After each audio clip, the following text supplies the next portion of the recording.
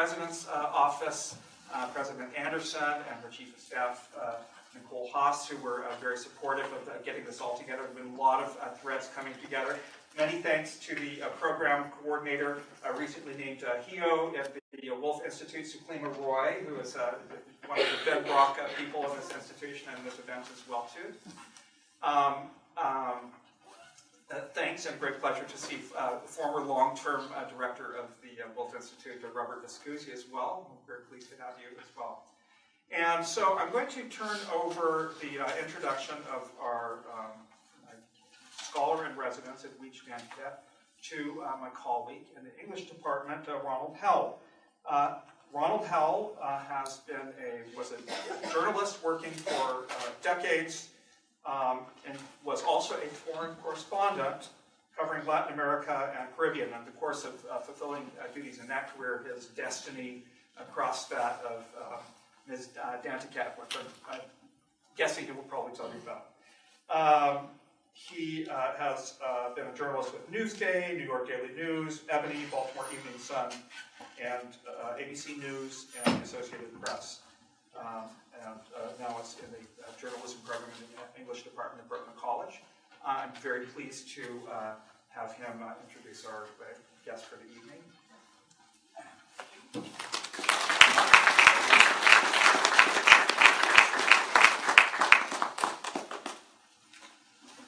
What a pleasure to be here.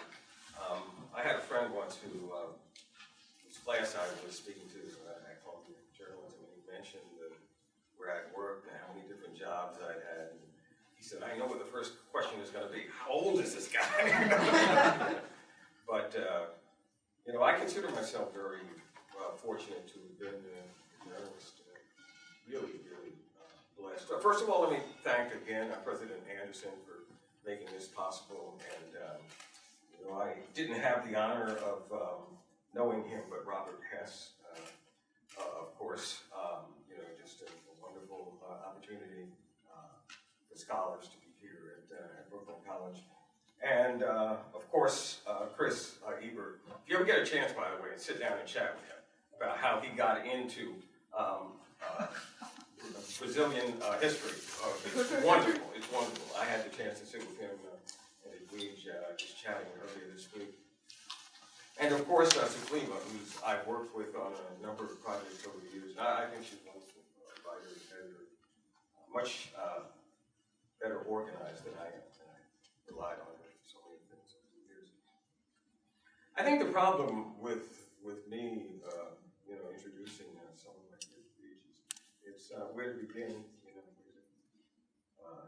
and she's going to talk about third culture kids, and in some respects, Edwidge to me is a kid. I like to think of her as a sister, embracing her, but she is the next generation for me. It was in the mid-90s, after she had published her first two books, Crick Crack, Breath Eyes, Memory. I was talking with her, and I may have been interviewing her, and it turned out she knew my name, and I was so flattered, and she told me why. As a reporter for Newsday in the 1980s, I was traveling to Cuba and Haiti, and in April of '89, oh boy, it was such a difficult time in Haiti's history. You had a faction of the military battling with another faction, and I was there, and it was gunfire for several days, and at that point in my life, I had been around some in Central America, but I was really, really close this time, and hid out with some journalist friends until it all subsided. And then we went, as journalists do, walking around and trying to find where the stories were. And we chanced upon this funeral procession that was like a procession in New Orleans, with the music, and there was something really striking about the folks I saw. Sometimes you can just sort of sense from a distance that you have some kind of connection.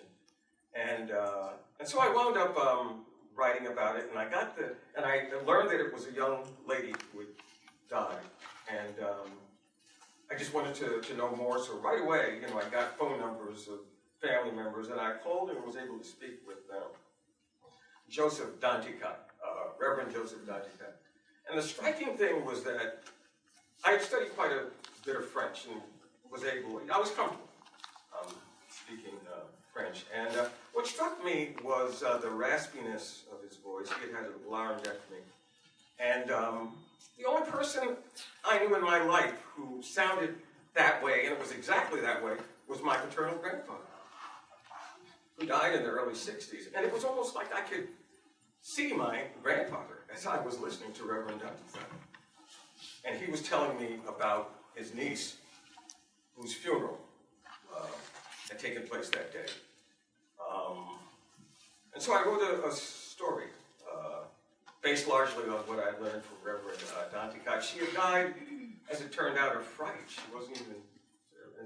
And I'd actually seen people who were shot. I saw a kid, my son's age at the time, and I'll never forget it. He was shot in the head. I mean, and these people were just out there in the street. And we were kind of roaming around. And this funeral, there was something, I'll have to say classic, about the folks. And so I wrote a story about it. And it wasn't until maybe 10 years later in that conversation with it, she said, well, I know you because you wrote an article and I've saved it all these years, and that family that you wrote about was the household that I grew up in Haiti. I said, oh my God. And so I felt I had this connection, and then I've come to believe in miracles. It turned out later that same Reverend Danticat himself had to flee Haiti, like many others have had to do over the decades. And he was held in Florida. There he was, the uncle of an esteemed writer, recognized all around the country.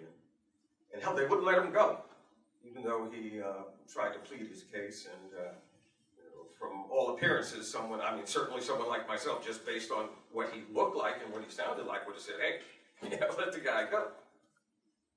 But they held him. And he died. He died. And, it was obviously because they wouldn't let him go. And I think he had some medication that they called voodoo medicine, every way, so they wouldn't let him have it for his, I believe, hypertension. And he died. And I've always thought, how shocking, not shocking, but hurtful that was to Edwidge. And I feel like I have to apologize, really, for not having done something in my own life to make sure that would not happen to Reverend Danticat. But that led, of course, to the book, Brother, I'm Dying. And I remember talking with Edwidge after the book, and I said, you got back, with that book, and the detail in that book. She had transcripts of what was said with her, and it was embarrassing, and they'll look like fools, like idiots, till the end of time. And in some way, I was very humbled because, I've done some investigative reporting, and I had great investigative reporter friends, but that topped, and here she is, novelist, and writing, the best investigative stories out there. So that's the story of our connection, but, it goes on and on, really. It turns out her uncle was buried in Cypress Hills Cemetery, I believe. My family is buried in Cypress Hills and Evergreen Cemetery. I'm not even sure I ever told you that. But my family came from the island of Nevis in the early part of the 1900s, and they stayed here. So my great-grandfather I actually did get to know for a bit. And, he had his story to tell also. He went back to Nevis for the first time in 1954. He went there and was just going to stay a while. And he died there. There was something in him that, and you were saying that too about your uncle, that he really wanted to, they buried him here, but you knew he really wanted to be in Haiti. And so he died over there, and his daughters, my grandmother and aunt, went and brought him back. They actually buried him there. They had him disinterred and brought him back and placed him in Evergreen Cemetery, Cypress Hills Cemetery. So on it goes. I said, one miracle after the other. The last I'm going to leave you with is that the person who made all of this possible and opened doors for me to go to travel to Cuba and to Haiti was a guy named Les Payne, who was a terrific. I mean, some say he was, well, he's certainly one of the greatest journalists of the latter half of the 20th century, and more significant for black journalists, I think, than you know, any other person. He's kind of the Frederick Douglass of our generation. And as I said, he opened doors for me. He collapsed and died at his home last Monday. And for me, this is another miracle. I had set up with Edwidge, arranged for Edwidge to go to her middle school on Monday, and we were going to be there till 4 o'clock. Well, it turned out the wake for Les was 5:30. It was almost like he was saying, I'm going to set this up so you can do that with Edwidge, drive to Harlem to Abyssinian Baptist Church, and everything's okay. And that's the way it was. Miracles, one miracle after another. Edwidge, I'm just so proud and pleased that you were able to come, and you do so much to me. And you know, your lesson to me is that writing is fighting.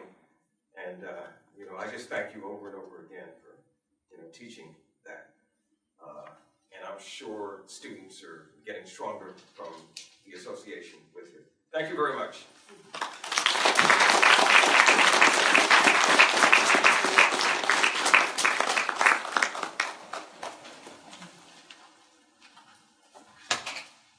Good afternoon. Can you hear me?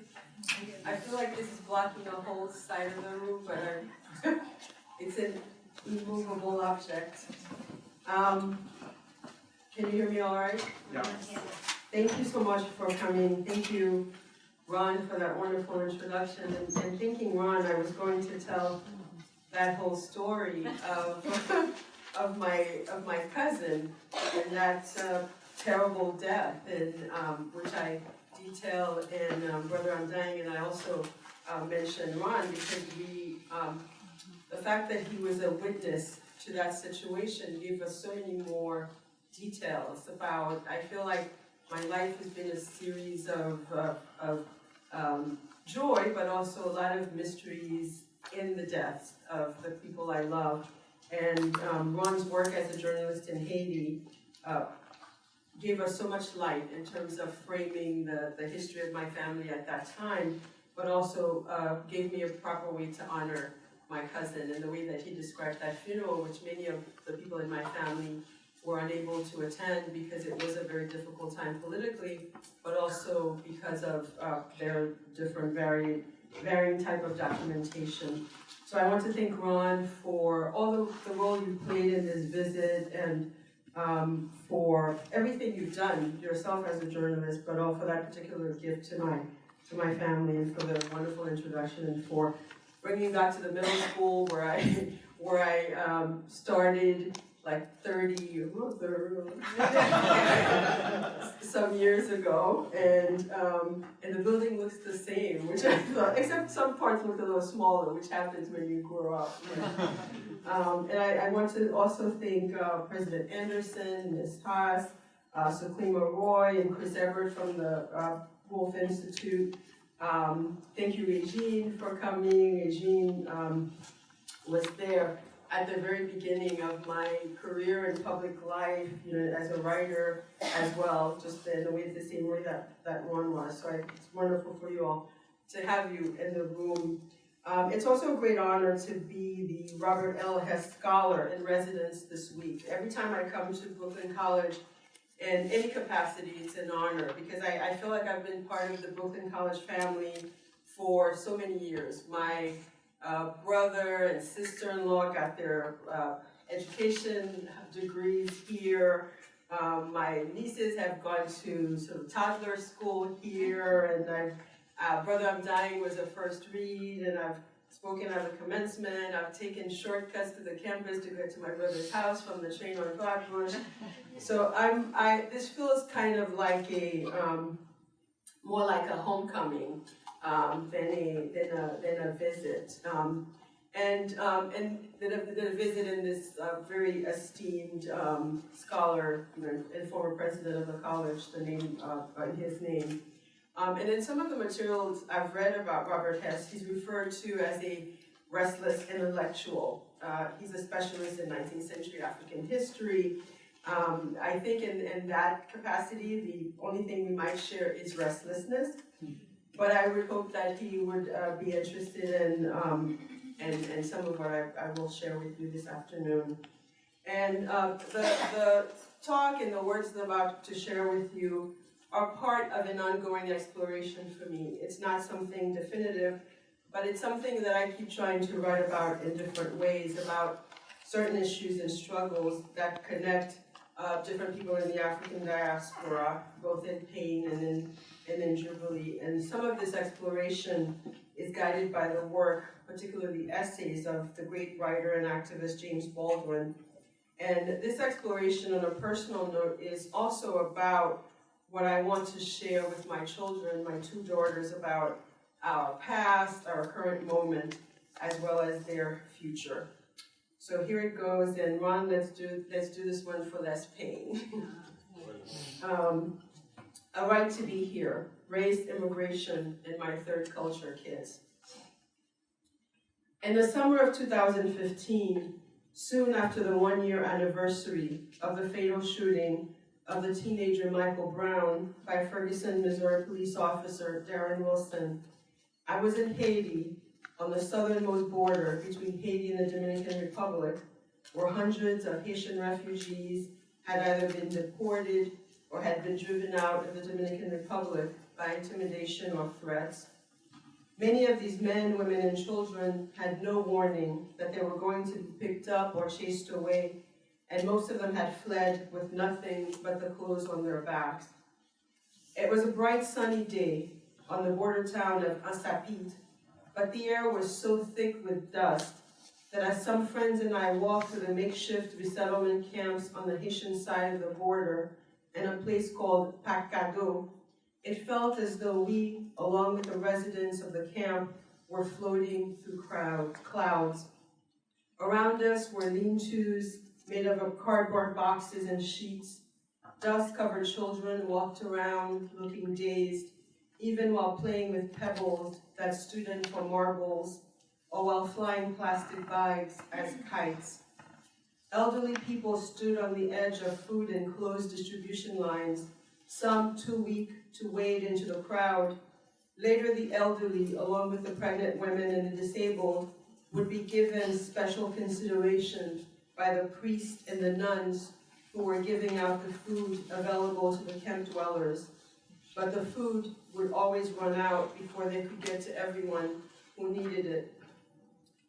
A few days after leaving this Haiti and this camp and returning to the United States, I read a Michael Brown anniversary opinion piece in the Washington Post written by Rahat Orhani, an immigration attorney and law professor. In her essay, Orhani argues that under certain circumstances, African Americans living in the United States could also qualify as refugees. Citing many then recent cases of police brutality and killings of unarmed Black women, men, and children, including Michael Brown and Sandra Bland, Eric Garner, Walter Scott, and Tamir Rice, Orhani wrote, quote, "Suppose a client walked into my office and told me that police officers in his country had choked a man to death over a petty crime. Suppose he said police fatally shot another man in the back as he ran away, that they arrested a woman during a traffic stop and placed her in jail where she died 3 days later, that a 12-year-old boy in his country was shot and killed by police as he played in the park. Suppose he told me that all of those victims were from the same ethnic community. At this point, as an immigration lawyer, I would tell him he had a strong claim for asylum protection under U.S. law," end quote. Having now visited many refugee and displacement camps, the label of potential refugees at first seemed an extreme designation for Professor Orhani to assign citizens of one of the richest countries in the world. Still, her argument took me back to some specific memories from my own life. I have seen state abuses up close, both in Haiti, where I was born during a ruthless dictatorship, and in New York, where I migrated to East Flatbush, nearby, at age 12. In the Haiti of the 1970s and early 80s, the violence was overtly political. Government detractors were imprisoned, beaten, or killed. In New York, the violence seemed a bit subtler, though very much also here. In the 1980s, when I started riding the New York City transit buses to the high school I attended 3 miles from my home, Clara Barton High School, I noticed that a muffled radio message from an annoyed bus driver about someone talking too loud or not having the right fare was all it took to make a police car pull up, have the police rush in, drag a young man off the bus, and beat him into submission on the sidewalk. There were no cell phone cameras back then to record such abuse, and most of us were too terrified to demand a badge number. Besides, many of us had fled our countries as exiles, migrants, and refugees just to escape this type of military or police aggression. So we knew how deadly a confrontation with an armed and uniformed figure could be. Still, every now and then, a fellow traveler would summon up his or her courage, and dodging the swaying baton or screaming from a distance would yell some variation of, "Stop it, stop it, this is a child, a baby, a child." Of course, not all of the police's victims were children.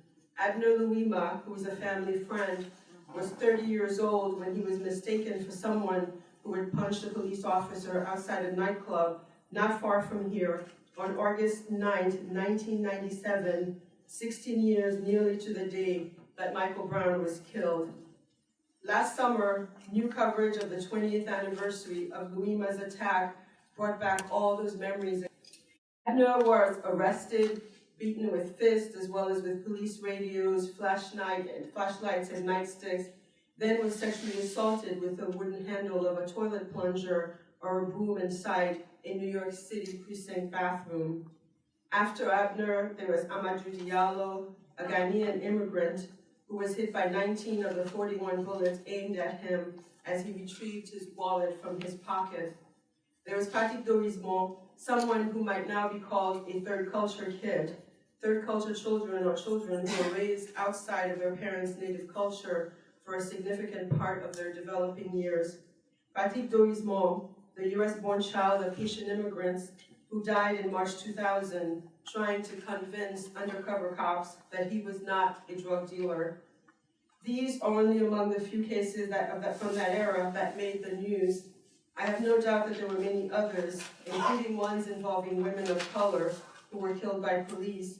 The few got so much attention, except the 60-year-old Eleanor Bumpers, who 13 years before Abner's assault was killed by police with a 12-gauge police shotgun inside her own apartment in the Bronx. We marched for all of them in this borough, in the Louima Diallo Dorismont Bumpers decade. We carried signs and chanted, "No justice, no peace. Whose streets? Our streets," even while fearing that this would never be true. The streets, we worried, were never ours to begin with, just as they hadn't been in the homelands we were fleeing to obtain safety here. When it was announced that Darren Wilson, the Ferguson police officer, would not be indicted for the killing of Michael Brown, I kept thinking about Louima, whose assault took place when Michael Brown was just 18 months old. Abner and I have known each other for years. Both our families attended the same Creole-speaking church for decades, a church founded by his uncle, also not far from here. So I called him to hear his thoughts about Michael Brown's killer going free. If anyone could understand all those broken hearts, all the rage, the yearning for justice, I thought he could. How does he feel each time he hears that another Black person was killed or nearly killed by police? I asked him. It reminds me that our lives means nothing to them, he replied. We are here in America because some of our lives meant little to the powers that be where we came from. Some of our parents and grandparents fled prisons, torture chambers, hid and ran for their lives. There were exiles, refugees. Some of us are too.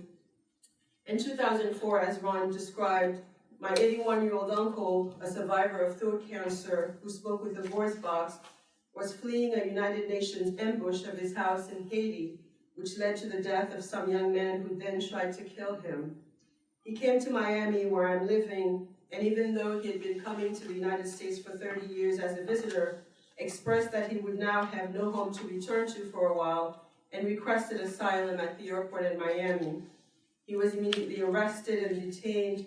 His medications for high blood pressure and an inflamed prostate were taken away from him, and he died in the prison ward of a hospital, chained to a bed 5 days later. I wrote a book about this called Brother, I'm Dying, which some of you have read. It's the book that was chosen as the first year read at the college some years ago. So we are here, many of us, because our lives might have meant little or nothing where we came from. Then we come to realize that our lives can also mean very little here. Some of us try to distance ourselves from this reality, thinking that because we're the good immigrants, the good migrants, the good refugees, the good blacks, that this is not our problem.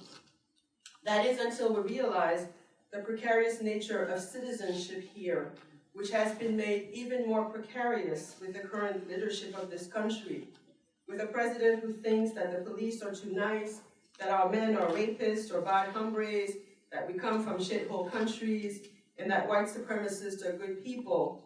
Not to mention an attorney general who has praised a eugenics-focused 1924 immigration law that puts restrictions on Jewish and Italian immigration as good for America. So the precarious nature of our citizenship, or our less and less attainable citizenship, if we are the 800,000 DACA recipients around the country, or the Haitians and Salvadorians, and as of yesterday, Liberians who have lost their TPS, or they could all possibly qualify for status according to an immigration lawyer, then we're all in the same fight, aren't we? Parents are often too nervous to broach subjects like this with their children. These and among other difficult subjects like love, sex, death, race. Sometimes we're forced to have these conversations early, too early. A broken heart might lead to questions we'd rather not answer, as might an inappropriate gesture, the death of a loved one, or the murder of a stranger. Each time a young black man or woman is killed, either by a police officer or vigilante, I ask myself if the time has come for me to talk to my daughters about Abner Louima, or Trayvon Martin, Sandra Bland, or Renisha McBride, and the long list that follows. Just as each time there's a school shooting, I find myself reinforcing the active shooter drills my children are participating in regularly now, and telling them to listen carefully and do everything that teachers or the police officer or school security guard assigned to organize the active shooter drills tells them to do. Be sure to hide under the desk just as you're told, I remind them, or stay in the closet, and if you're in the bathroom, stay there. Do what the teacher says, I tell them. Do what the officer says. Do what they tell you to do so you can stay alive. I certainly would not want my daughters to grow up terrified of the country and the world they live in, but is it not irresponsible of me to at least not alert them to the potential life-altering or even the life-ending horrors they might face as young people in today's world, as young black women, as the children of immigrants in a large family of immigrants with various types of immigration status. They will, at some point I realize, need a series of urgent talks. My daughters, as the artist Kara Walker has referred to herself, are also urgently gendered persons. So there will also have to be, sadly, have the talk about toxic masculinity and sexual assault. In his own version of the talk, James Baldwin wrote to his nephew James in My Dungeon Shook in his seminal essay In the Fire Next Time. He wrote, "You were born in a society which spelled out with brutal clarity and in as many ways as possible that you are a worthless human being." That same letter could have been written to a long roster of dead young men and women, including most recently Stephen Clark, who was shot in his grandmother's backyard last week. It's heartbreaking to imagine what these young people's letters from their loved ones, the letters meant to save their lives, might have said. Would their mother or father, their favorite uncle, aunt, grandmother, or grandfather warn them not to walk in certain neighborhoods, to impossibly avoid police officers, to never play in a public park, to stay away from neighborhood watchmen, to never go to a neighbor's house, and even in danger seek help, to never have a phone that some police officer might mistake for a gun. Instead of writing love notes, birthday cards, Father's Day wishes, these parents must now issue post-death statements expressing their pain in their children's and loved ones' humanity at the same time. Just as the parents of children killed in previous school violence and in nightclubs or at concerts, at least the ones I saw at the March for Our Lives I attended with my daughters on Miami last Saturday, just as they were doing in cases where their children cannot speak for themselves, just as Trayvon Martin's mother and these other mothers have been doing for years now. I am still in my own mind drafting my dungeon shook letter to my daughters, Mira, 13, and Layla, 9, and my list of concerns keep growing every day.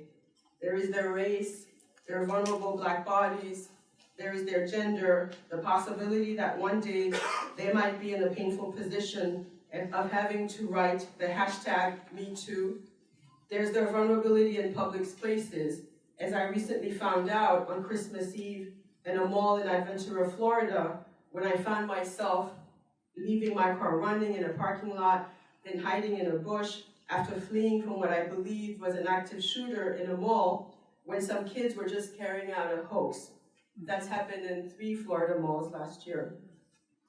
My dungeon shook letter to my daughters often begin like this.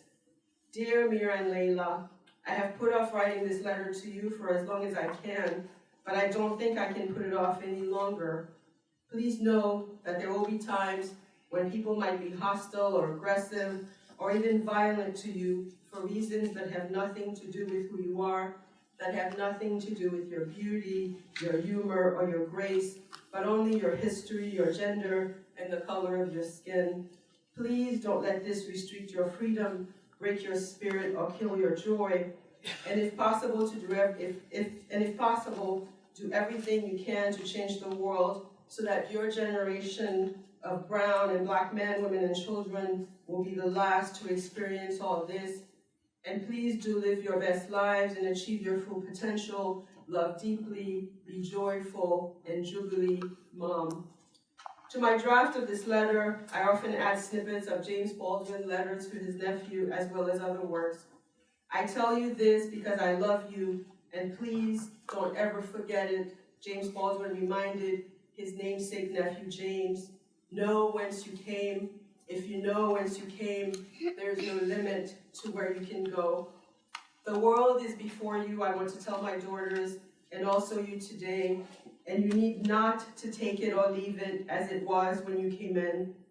I want to look happily forward. I want to be optimistic that they will have a life full of hope and opportunities. I want them to believe that they'll survive to have a life if they hide in the right places when the shooters come. I want them to actually believe that the future is female, so globally female, that the Brazilian activist Marielle Franco will not only get justice in her country, but that the causes she championed, justice for the poor and women and the disenfranchised, will continue to be heard around the world. I want to tell my daughters to be fierce feminists. I want them to not live from painful anniversary to painful anniversary, or from one sad commemoration to another, but to live in total jubilee. I want to tell them that they can breathe.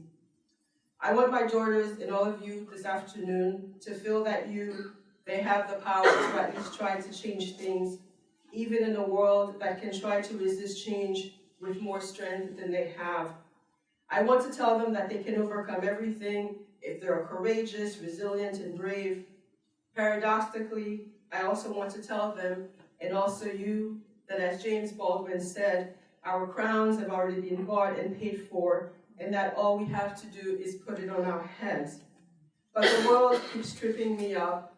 My certainty keeps failing because every day we wake up, some other group of rights are being chipped at or being taken away, or some other group of people are being told en masse to go away. I want to tell them, as James Baldwin wrote in an essay called They Can't Turn Back, a 1960 essay about meeting with student activists in Tallahassee. All of us have been there. No one wishes to remember the really agonizing privacy of the very young. They are only beginning to realize that the world is difficult and dangerous, that they are themselves tormentingly complex, and that the years that stretch before them promise to be more dangerous than the years that are behind. I want to tell them that again, in more of Baldwin's words, that decisions made against impossible acts and the Haitian Revolution or the Civil Rights Movement and the dismantling of apartheid is harder for you to give up in despair. And if you feel frozen and overwhelmed, just take one small step at a time. This I do tell them. So, in the summer of 2015, I took my daughters to that border between Haiti and the Dominican Republic. There they sought and helped comfort men, women, and children who look like them, but are stateless refugees. Other types of third culture babies, with not even a bed sheet between them and a dirt floor. Young people who may not be killed by bullets, but by the much slower assault of diseases like cholera. These are all our causes. I try both to tell and show them. Brown and black bodies living with certain uncertainty, to use Frantz Fanon's words. Black bodies fleeing oppression, persecution, and poverty, here, there, wherever they are. Those bodies could have been ours, I tell them. In fact, they are ours. They are us. We are them. You think your pain and your heartbreak are unprecedented in the history of the world, but then you read, James Baldwin wrote, or you see, or you weep, or you pray, or you speak, or you write. You raise your voice in some way, you make yourself heard, and you realize, as Baldwin said, that the things that torment you are the very things that connect you with all the people who are alive and who have ever been alive on this earth. So you take your little, a big fighting step, so that one day everyone will be able to walk the earth as though they too, to use Baldwin's words about the 1960 Tallahassee student activists, as though they too have a right to be here. These children remind me of all the Negro boys and girls I have ever known, Baldwin wrote of those student activists in 1960. And they remind me of myself, but really, I was never like those students. It took many years of vomiting up all the filth I had been taught about myself and half believed before I was able to walk on the earth as though I had a right to be here. You can only rest, I want to say to both my daughters and to you. You can only rest, and you can only finally claim that crown of yours and put it on your head when the bowed heads of the hungry are finally raised and the curved backs of those who have been senselessly made mourners are straightened. When we stop asking when it will end for some of us and not all of us, when there are more bridges than walls between us, when we can all vomit the filth we've been told about ourselves and the filth we're still being told over and over about our neighbors, and fully and respectfully walk this earth as though we all have a right to be here. Thank you.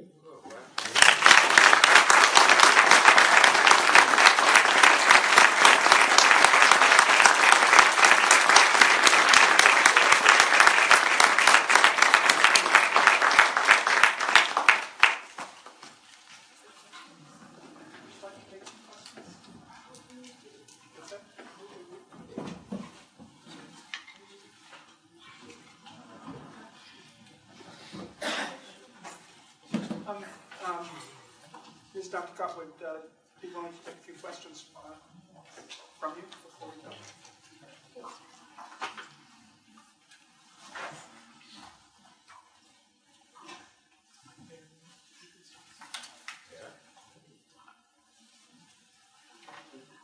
When we were at Evans Field Middle School on Monday, you told us students that you was a recollection of your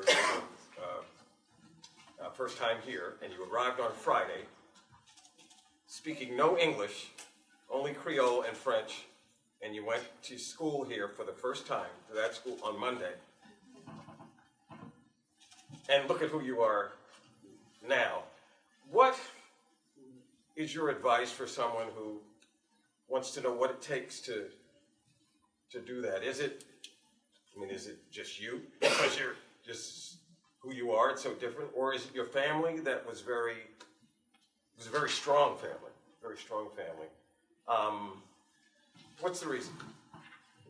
Well, one of the things that I wanted those children to know too, that it's my, and one of the things that sort of pains me and all the stuff you see with immigration too, is that the opportunities my families have, a lot of other families won't have.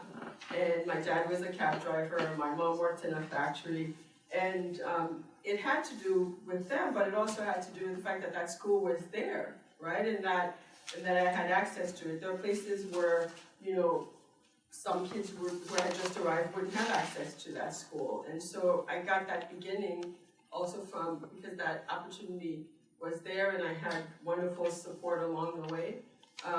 But I think someone said this yesterday at the immigration panel, I think it was Carolina, I think it's worth repeating, that in immigration narratives, we don't just go to, because there's a tendency to just to go towards to talk about either the people who have committed crimes on that side and then the exceptional cases. So, but there's so many people who are toiling in between, and my parents were certainly that. And my father, for example, went to, he went to the principal at Colorado High School and says, my daughter has to go there because she's going to be a nurse. So, I'm sorry, Papa. and just there was that part of it too. But I think it's the opportunities. I had a wonderful teacher there, Mr. Danticat there. So it's drive and definitely opportunity. We can't overestimate the having opportunities and things put in my path that I was able to take advantage of at the same time.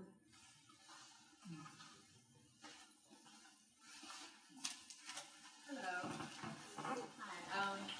I actually met you for the first time at LAU, and you signed my book, Brother, I'm Dying.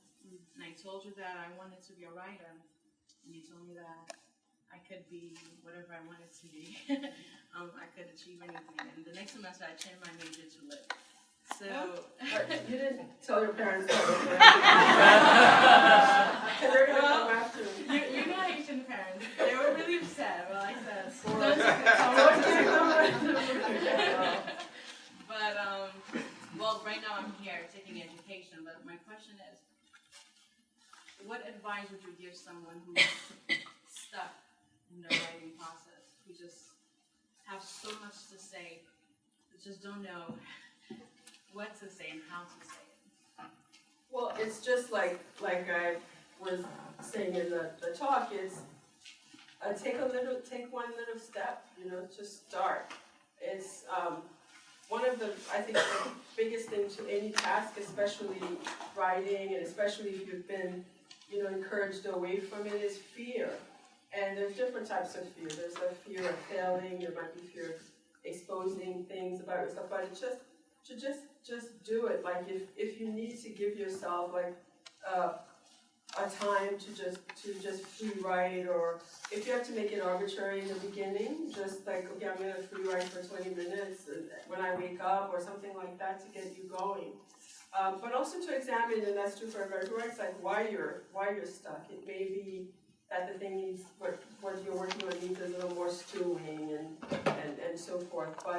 But to plunge in, and if it's fear that's holding you back, to just go ahead and do it.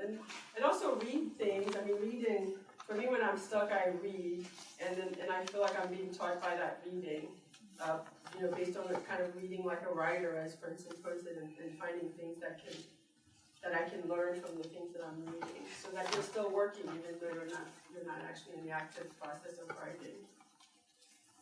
But it's all, I see you followed also this other track. When I went to get my MFA, my parents were like, MFA, what's an MFA? And I said, I can teach, and they're like, oh. They were reassured by the fact that I might be a teacher at least.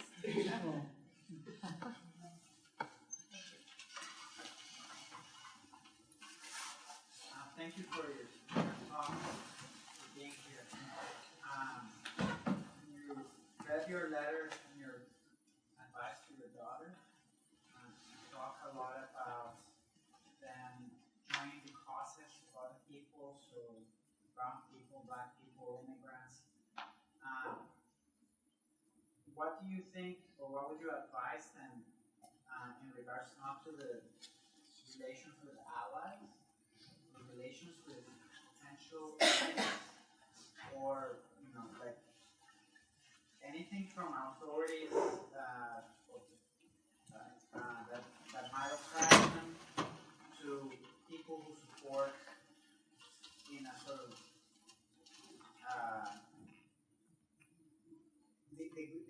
the supposedly good people that just voted for Trump because they wanted their jobs back.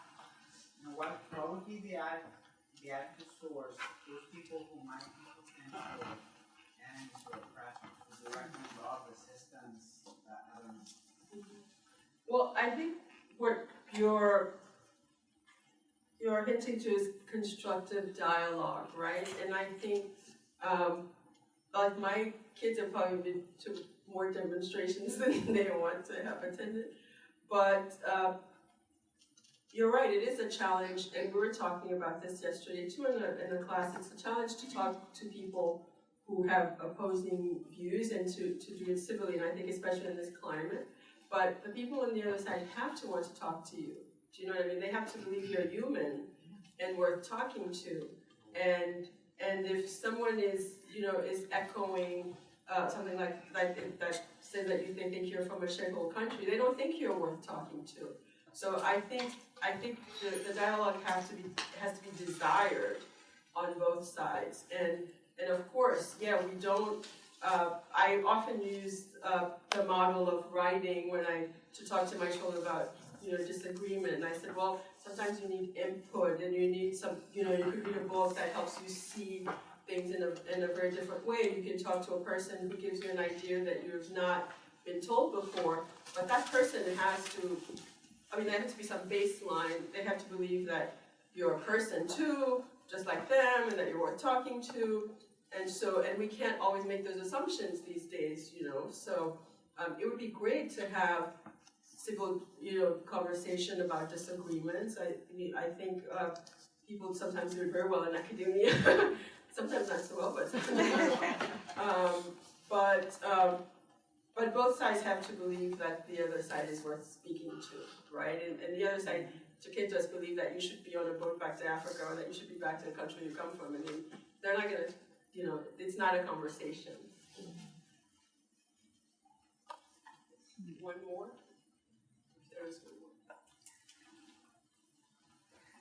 Can you talk more about the direction of your work as you are fleshing out this sort of thinking around what sounds like kind of transnational African diaspora solidarity, and maybe where its resistance is most directed? It sounds very much like towards the mentality of the global colonialist capitalism that justifies the devaluing of black and brown bodies. But I'm just curious what direction you're taking this.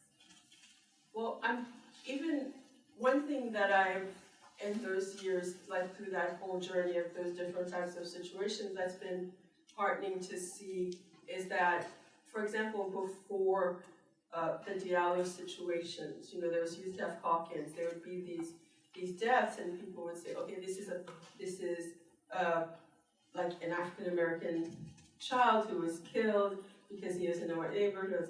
And then when it was Abner and Amadou Diallo, then you start, that was even the beginning of the immigrant communities are like, oh, this can happen to us too.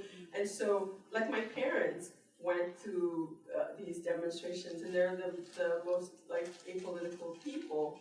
And so that started, and what I'm starting to see too is that even amongst younger people, so you'll have dream defenders with the dreamers marching, and that's been really good to see, like this building of coalitions and this kind of awareness. And I think sort of these times are so that they're almost demanding a new kind of activism, a new kind of, these coalitions that in some cases were there all along, but are reinforced by the fact that so many of us feel under threat, or even more under threat than usual. So I think for me, it's just like it's about awareness, and I literally mean like that something that I want to share with these two young girls, and then the people in my life, and then in the wider circle because of what I do.